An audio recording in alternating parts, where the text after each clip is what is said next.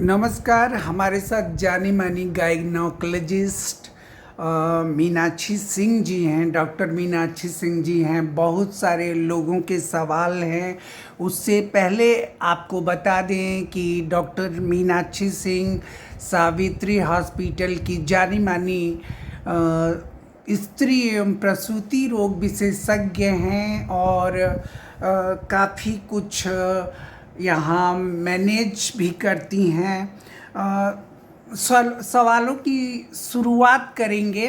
स्वागत है मीनाक्षी जी। हमार देवरिया और जय भारतवर्ष ये इंटरव्यू ले रहा है। अब मीनाक्षी जी, हम इस बात से शुरू करते हैं कि लोग कहते हैं कि सावित्री हॉस्पिटल बहुत महंगा है। आप क्या कहेंगी आम जनता के लिए? देखिए, यह धारणा बनी हुई है कि सावित्री हॉस्पिटल देवरिया बहुत महंगा है, तो गलत धारणा बन गई है जी। मैं उनको बताना चाहूँ कि देवरिया में सबसे पहला प्राइवेट हॉस्पिटल जिसमें आयुष्मान की फैसिलिटी है वो हमारे पास है जी। यहाँ पे लोगों के लिए टीपीए, हर इंश्योरेंस कंपनी का टीपीए है जी। हमारे पास संडे को सुबह 9 बजे से लेकर 2 बजे तक फ्री ओपीडी चलता है। आयुष्मान कार्ड में गरीबों के लिए हम मुफ्त इलाज, मुफ्त दवाइयाँ सब उसी में इंक्लूड करते हैं जी। तो यह धारणा अब थोड़ी गलत हो गई है।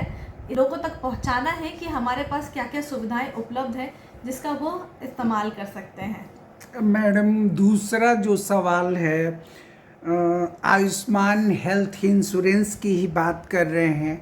कैशलेस सुविधा क्या आपके यहाँ आसानी से मिल जाएगी? बिल्कुल, जिसके पास भी कार्ड होता है, देखिए आयुष्मान और कैशलेस दोनों इस्तेमाल होता है जब मरीज भर्ती होता है जी। किसी भी कारणवश भर्ती हुआ हो सर्जरी के लिए हो, गायनी में हो, किसी भी कारणवश अगर किसी कैशलेस में भर्ती होता है तो जिस समय भर्ती होता है उस दिन से लेकर के छुट्टी तक सारी दवाइयाँ, सारा बेड चार्जेस, डॉक्टर चार्जेस उसी में उपलब्ध होते हैं और यह दोनों चीज़ हमारे पास है जिसका हम इस्तेमाल कर रहे हैं। मैडम, बात करें सुविधाओं की, सावित्री अस्पताल देवरिया का नंबर 1 अस्पताल माना जाता है और सुविधाएं क्या क्या हैं जिसका लोग लाभ उठा सकते हैं, फ़ायदा ले सकते हैं? देखिए, ऐसा है कि के लिए तो बहुत सारे स्त्री और प्रसूति विभाग हैं, लोग हैं जो देवरिया में अपना डॉक्टर कर रहे हैं, लेकिन जहाँ पे डिलीवरी की बात आती है या जहाँ पे ऑपरेशन की बात आती है 70 से 80% लोगों को कोई कॉम्प्लिकेशन नहीं होता है जी। लेकिन 20 से 30% में जहाँ कॉम्प्लिकेशन के चांसेस हो जाते हैं या जिसमें ना जानते हुए भी कॉम्प्लिकेशन का रूप ले लेते हैं, उसमें आईसीयू, ब्लड बैंक, एनआईसीयू की ज़रूरत पड़ती है। जैसे कोई प्रसव में महिला है, अचानक खून ज़्यादा बहने लग गया, हमारे पास ब्लड बैंक है, हमारे पास ओटी है, हमारे है, समझ लीजिए बच्चा पैदा हुआ, उसने गंदा पानी पी लिया, हमारे पास एनआईसीयू है, उसमें वेंटिलेटर है। और अच्छी बात यह है कि हमारे पास आईसीयू हो, एनआईसीयू हो या इमरजेंसी हो, 24 घंटा खुला रहता है, 24 घंटा उसमें डॉक्टर रहते हैं,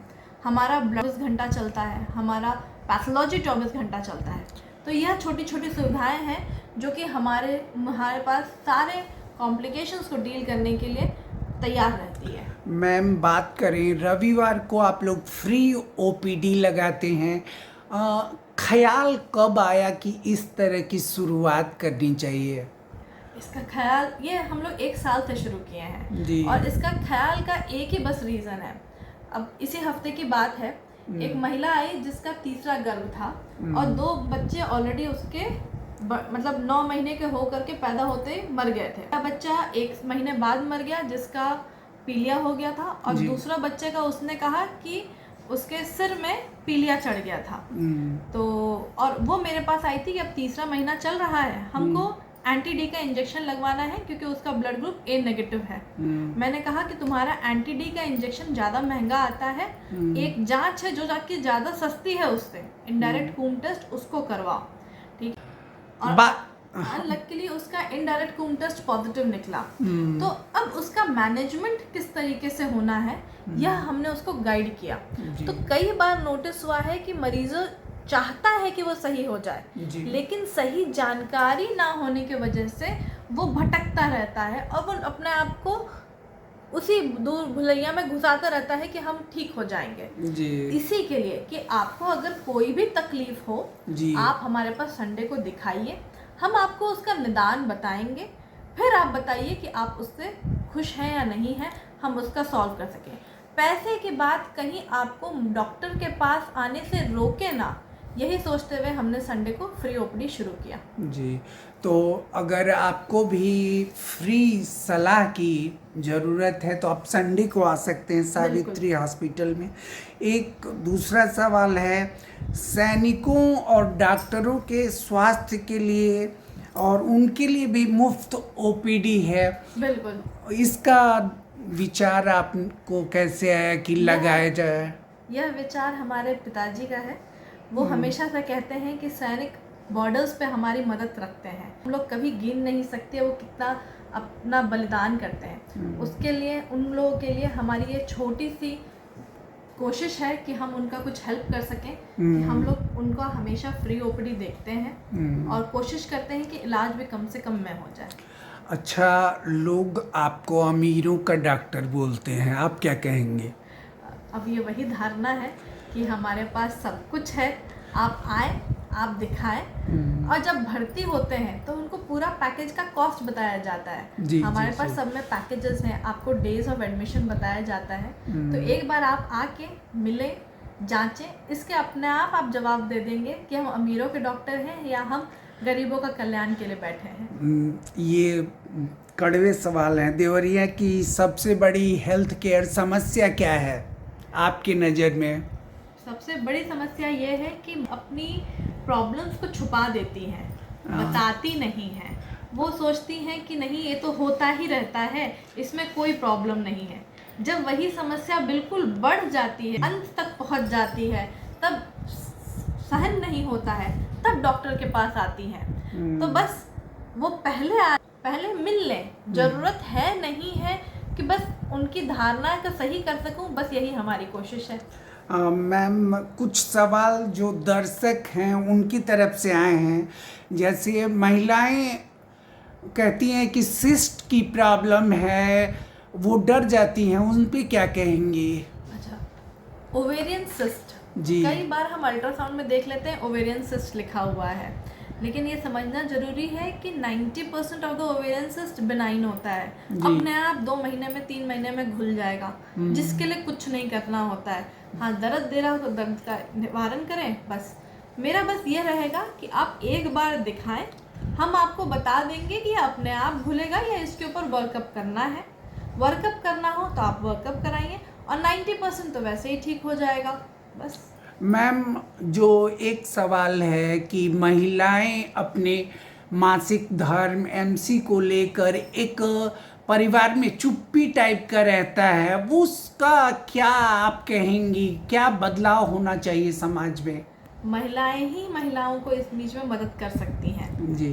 कि आप आए, मिलें, जानकारी लें, किस तरीके का मासिक धर्म को नॉर्मल बोलते हैं, किस तरीके के मासिक धर्म को अब नॉर्मल बोलते हैं, उसको समझें, अपने कम्युनिटी में बताएं कि जहाँ रहते हैं, और कोई भी वेरिएशन लगे कि नहीं ये ज़्यादा आ रहा है या ये मासिक धर्म कर्म है, तो उसका निवारण करें। डॉक्टर साहब, अगला सवाल है कि पीरियड की अनियमितता, इरेगुलरिटीज़ को लेकर महिलाओं में काफ़ी दिक्कतें होती हैं, वो उसको आम तौर पे ले लेती हैं, साधारण तौर पे, उसके लिए क्या सुझाव है? देखिए, जिसका पीरियड समय से ना जी। +- 5 दिन, यानी आपका 28 दिन का साइकिल है, उसमें से -5 कीजिए, +5 कीजिए, इतना वेरिएशन बिल्कुल नॉर्मल है। जी। हाँ, इससे ज़्यादा का वेरिएशन होता है कि 10 दिन ऊपर चढ़ जाता है या महीने में 2 बार आ जाता है, तो ये अब नॉर्मल है, तब दिखाना चाहिए। मैडम, बात करें आजकल लड़कियां जो हैं, उनमें समय से पहले भी पीरियड की स्टार्टिंग हो जा रही है। ऐसे में किस तरह से उसका प्रबंधन या खान पान या दूसरी जो सलाह है वो क्या रहेगी?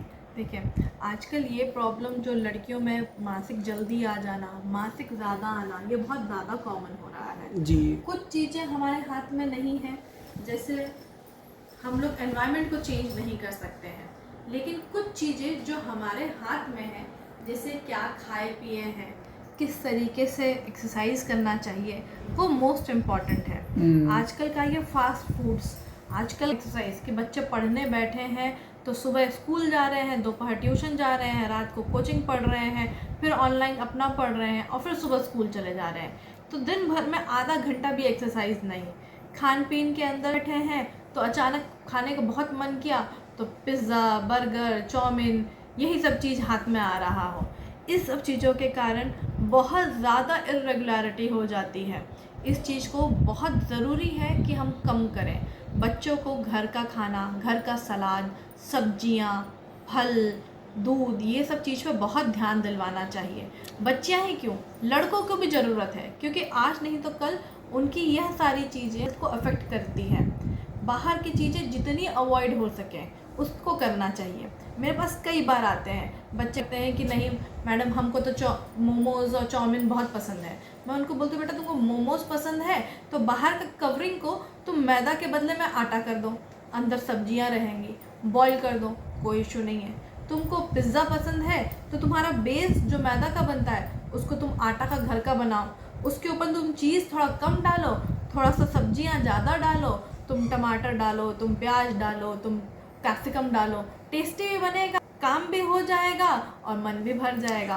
अगला सवाल है मैम कि महिलाओं की तरफ से कि सिजेरियन डिलीवरी के बाद कमर में दर्द बना रहता है, क्या वजह हो सकता है? सिजेरियन डिलीवरी के बाद कमर में दर्द एक लोगों की धारणा बन गई है। देखिए, कमर में दर्द नॉर्मल डिलीवरी हो या सिजेरियन हो, दोनों में हो सकता है। डिलीवरी के बाद स्पाइन का पोस्चर थोड़ा बदलता है। स्पाइन का एक्सरसाइज अगर आपने नॉर्मल या सिजेरियन दोनों के बाद नहीं किया तो आपको कमर दर्द होने के 99% चांसेस हैं। यह कॉमन प्रॉब्लम को सॉल्यूशन बस एक है कि कमर का एक्सरसाइज डिलीवरी के तुरंत बाद से शुरू करें। 15 मिनट अपने आप को समय ज़रूर दें। लाइफ लॉन्ग आपको कमर का दर्द बिल्कुल नहीं होगा। जी। अगला सवाल है मैडम, प्रेग्नेंट लेडीज़ के लिए क्या सुझाव देंगे? प्रेग्नेंट लेडीज़ को एक ही सुझाव है कि आप अच्छी तरह से खाएं पिएं। बच्चा तभी स्वस्थ रहेगा जब आप स्वस्थ रहेंगी, खुश रहेंगी, खाते पीते रहेंगी, एक्सरसाइज करते रहेंगी। बस इतना चीज़ करेंगी तो आपका प्रसव भी हेल्दी जाएगा, डिलीवरी भी नॉर्मल होने के बहुत अच्छे चांसेस हैं। आपको बता दें हम बातचीत कर रहे हैं देवरिया की जानी मानी ऑन्कोलॉजिस्ट डॉक्टर मीनाक्षी सिंह से, और आप ये सारी बातें जो सुन रहे हैं हमार देवरिया और जय भारतवर्ष के एसोसिएशन के माध्यम से सुन रहे हैं। अब का सबसे बड़ा सवाल है जो देवरिया की जनता है उसके लिए क्या आप मैसेज देना चाहेंगे?